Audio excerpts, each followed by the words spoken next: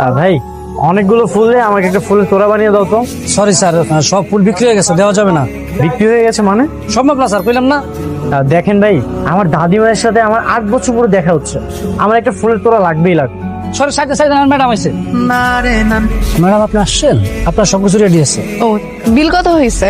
Excuse me. আমাকে বলছেন? হ্যাঁ, আমি আপনাকে বলছি। হ্যাঁ বলেন। আপনি কি সব ফুলগুলো কিনে ফেলেছেন? জি আমি কিনেছি।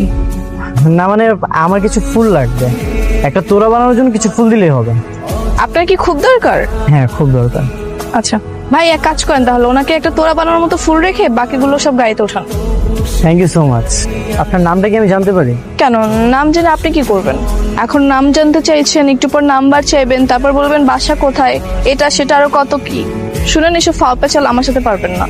আপনি হেল্প চেয়েছেন, আমি হেল্প করছি। আয় ভাই, ফুলটা ওনাকে দিয়ে দিন। জি ম্যাডাম, দিতেছি। বাপরে, আমাদের দেশের মেয়ে তো অনেক সুইট, কিন্তু কথাবার্তা তো ঝাল কেন? হ্যাঁ, অনেক ঝাল। এই দাদা, তুই গাড়ি নিয়ে ফুল আনতে গিয়েছিলি কেন? আমার তো দাদি কইছিল যাইতে। ও আচ্ছা।